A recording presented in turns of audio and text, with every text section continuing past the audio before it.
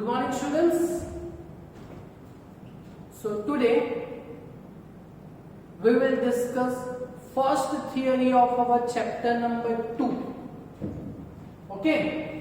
और अब तक हमने चैप्टर नंबर 2 में electric potential V due to a charge V is equal to KQ by R, उसके बेस हमने न्यूमेरिकल सॉल्व किए। ओके, चलो तो आज हम electric potential due to electric dipole, okay, उसको हम सॉल्व करेंगे। अच्छा, इलेक्ट्रिक डाइपोल आपको मालूम है क्या स्टडी किया हुआ है हमने इलेक्ट्रिक डाइपोल में? इलेक्ट्रिक डाइपोल का कंस्ट्रक्शन कैसे रहता है? Plus q charge minus q charge और दोनों के बीच का separation that is twice a, okay, और उसका electric dipole moment P that is equal to twice a into q, जिसका डायरेक्शन माइनस क्यू से प्लस क्यू आता है। ओके, चलो तो फर्स्ट हमें क्या फाइंड करना है? Potential due to electric dipole find करना है। ओके, चलो तो फिर स्टार्ट करते हैं पहले डायग्राम से। पहले हम इलेक्ट्रिक डाइपोल दिखाएंगे। तो वर्टिकल मोड पे हमने दिखाया है इलेक्ट्रिक डाइपोल, ऊपर प्लस क्यू चार्ज, नीचे माइनस क्यू चार्ज और दोनों के बीच का सेपरेशन दिखाया है हमने twice a. Okay, so centre O से डिस्टेंस a होगा और direction of electric dipole moment P vector that is negative to positive. Okay, चलो अभी हम एक पॉइंट P लेंगे। देखो यहां पे एक पॉइंट P लिया। ओके, चलो तो पॉइंट P पे इलेक्ट्रिक पोटेंशियल दो चार्जेस की वजह से मिलेगा। First is due to plus q charge and another is due to minus q charge. Okay, so plus q charge से उसका पोजीशन हम लेंगे R1। ओके, तो प्लस क्यू चार्ज की वजह से पॉइंट P पे इलेक्ट्रिक पोटेंशियल कितना होगा? पोटेंशियल का इक्वेशन क्या है? K Q by R। So potential at point P due to plus q charge it will be V1 is equal to K Q by R। Okay, और वैसे का वैसे similar charge negative charge is at the distance of R2 from point P, तो उसका potential at point P due to negative charge क्या रहेगा? K minus Q by R2। देखा? So net potential at point P Vp that is equal to V1 plus V2। So इन दोनों का अगर हम एडिशन करेंगे तो KQ कॉमन निकलेगा, तो 1/R1 माइनस 1/R2। बोलो, यहां तक तो एकदम सिंपल है। आधा थियरी खत्म हो गया। Potential due to electric dipole हमें डिराइव करना है। Potential due to electric dipole हमें डिराइव करना है। तो इलेक्ट्रिक डाइपोल में टू चार्जेस रहते हैं, सो प्लस क्यू चार्ज से और माइनस क्यू चार्ज से जो पोटेंशियल है उन दोनों का हमने एडिशन करके यहां तक सॉल्व किया। इतना समझ में आया? ओके, तो अभी समझिए, अभी थोड़ा ये आपको बराबर समझना पड़ेगा। आपको मालूम है parallelogram theorem? Standard 11 chapter number 4 vectors, मालूम है ना? ओके, उसमें हमने लास्ट लेक्चर में भी रिजल्टेंट इलेक्ट्रिक फील्ड फाइंड किया था। E1 एंड E2 का resultant electric field at point P, EP square that is equal to E1 square plus E2 square plus 2E1 E2 cos theta. ऐसे था ना, ऐसे था ना। अच्छा, तो पॉइंट O से पॉइंट P का पोजीशन हमने R यहाँ पे जस्टिफाई किया होगा, ओके, जिसका एंगल थीटा है, यहाँ पे थीटा दिखा है, ओके। तो हम क्या करेंगे, 1/r1 का इक्वेशन लाएंगे पहले, बाद में 1/r2 का इक्वेशन सिमिलरली लिखेंगे और दोनों का सब्ट्रैक्शन करेंगे, ओके। सो चलो parallelogram using geometry of diagram हम करेंगे, ओके। चलो तो पहले यहाँ पे 2 वेक्टर्स है r एंड a, ओके, और उसका रिजल्टेंट वेक्टर है r1। तो इसका इक्वेशन क्या बनेगा थीटा एंगल पे, इसका इक्वेशन क्या बनेगा r1 square that is equal to r square plus a square and 2ar cos theta, okay. But यहां पे जो ये थीटा एंगल है पोजीशन वेक्टर पॉइंट P से ऐसे आएगा, सो ये जो थीटा एंगल है वो ये इंटीरियर एंगल है, ओके। सो जो इक्वेशन है वही आएगा। तो resultant vector r1 square is equal to r square plus a square और 2ra और 2ar cos थीटा, बट ये इंटीरियर एंगल है दैट्स व्हाई ये नेगेटिव आएगा, ओके। चलो तो सिमिलरली फॉर r2 लिखना हो हमें, सिमिलरली ये r2 के लिए लिखना हो तो क्या लिखोगे, सेम r2 के लिए resultant vector r square plus a square और 2ar cos थीटा, बट ये एक्सटीरियर एंगल है ना, सो एक्सटीरियर एंगल है, सो ये पॉजिटिव आएगा, सो 2ar cos theta it will B positive. बोलो ये समझ में आया रिजल्टेंट वेक्टर का, ओके। चलो पहले हमें क्या करना है, 1/r1 का इक्वेशन लाना है।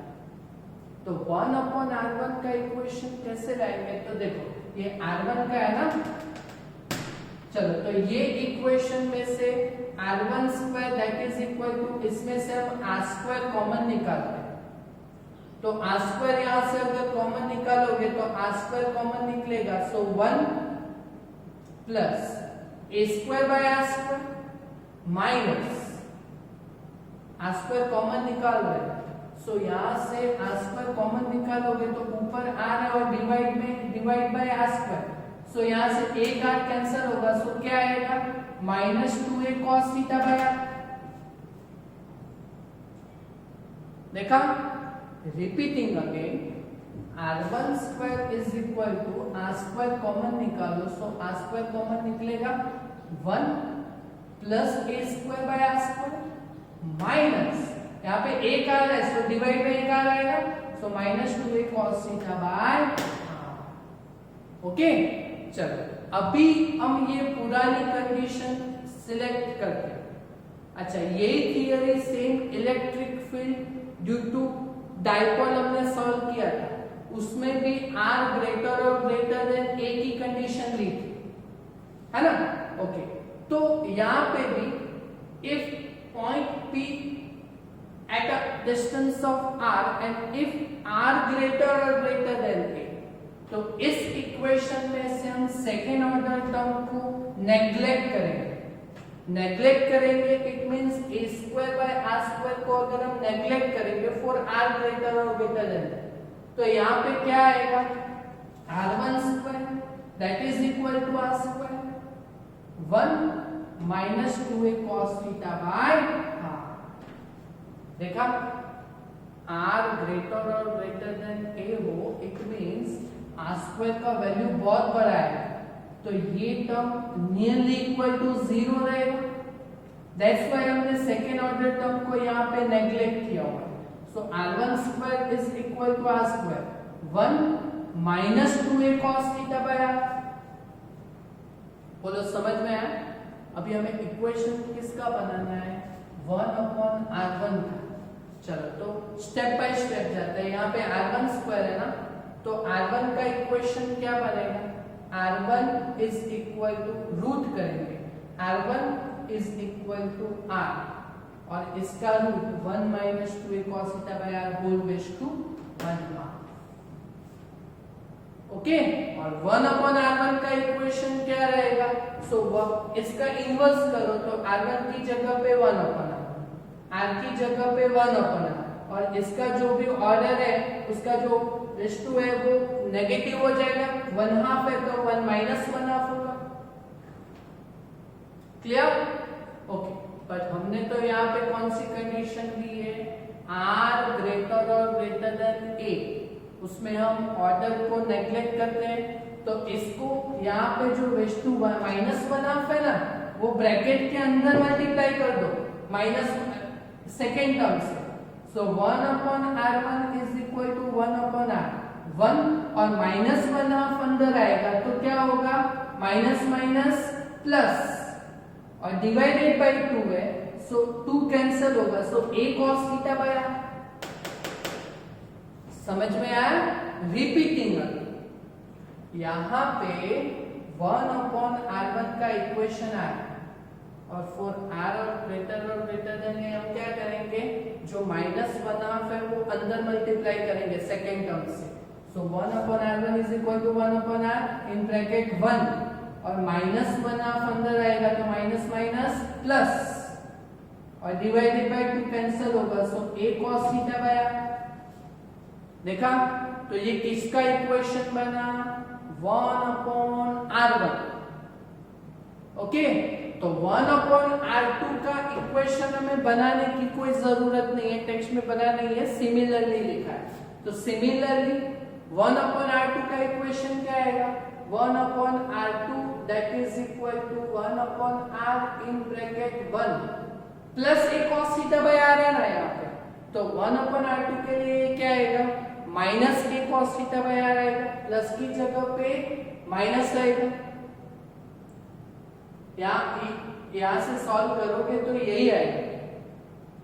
ओके ओके, हमें क्या चाहिए? 1/r1 माइनस 1/r2, तो क्या होगा?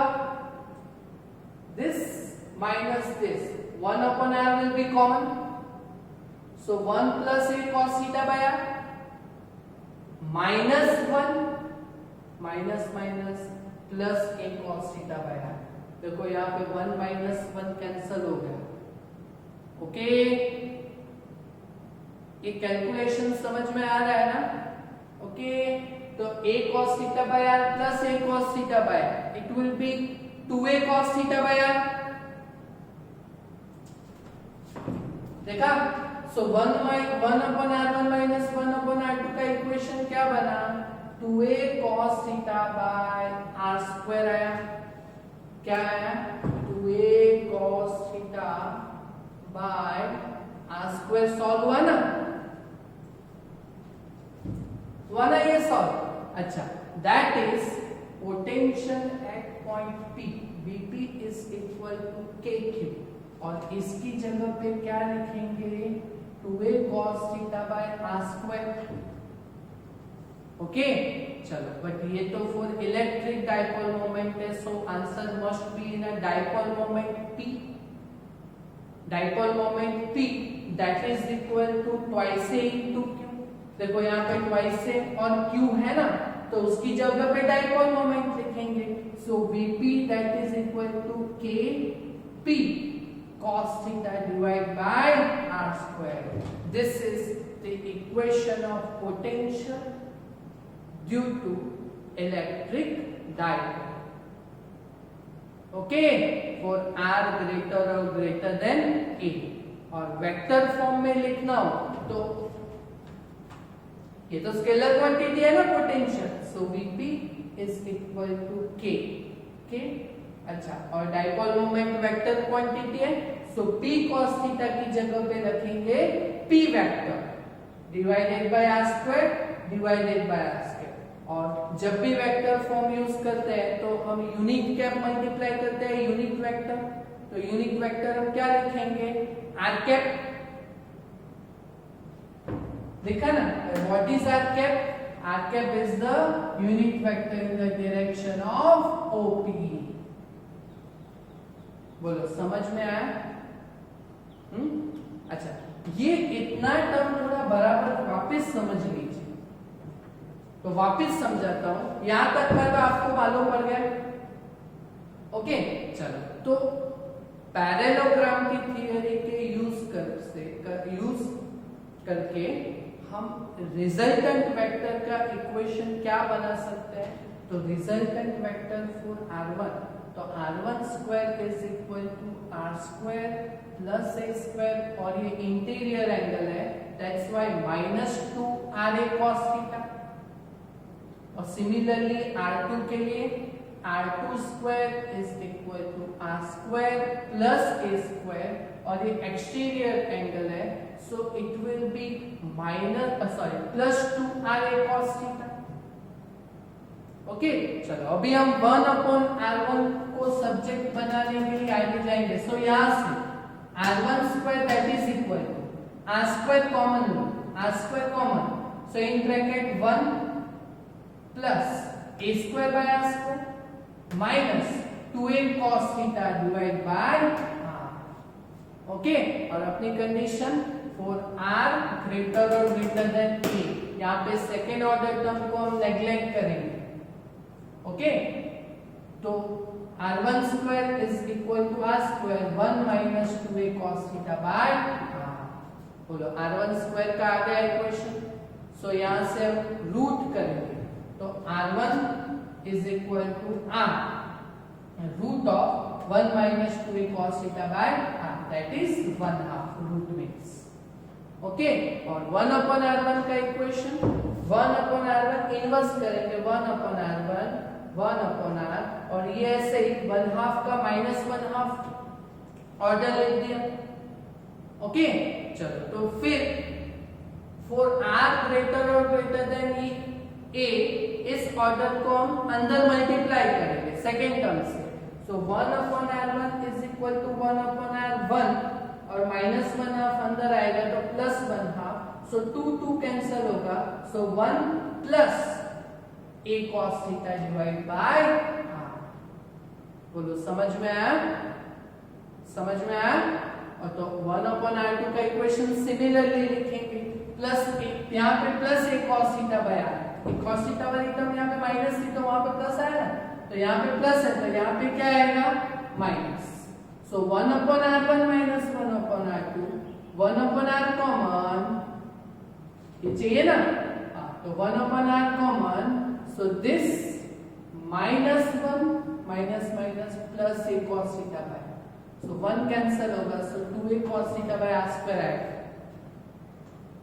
ओके, सो वहां पे जस्टिफाई करेंगे डाइपोल मोमेंट में, तो kt cos theta by r square आएगा ये फॉर r ग्रेटर और ग्रेटर देन a। ओके, और वेक्टर टर्म में लिखना हो तो जो वेक्टर क्वांटिटी है उसके ऊपर एरो लिखेंगे, so vp that is equal to k, और ये वेक्टर क्वांटिटी है ना, so kp vector divide by r square, और यूनिट कैप मल्टीप्लाई करेंगे, unit cap that is r cap. r cap is the unit vector in the direction of OP। Clear? समझ में आया? Okay, so this is the important theory of our chapter number 2, first theory. और इस chapter में से 4 mark का एक question है। ओके, सो ये थियरी आगे बोर्ड में कंसीडर हो सकती है। For how much marks? 4 marks, important हो जाएगा ना। Okay, clear?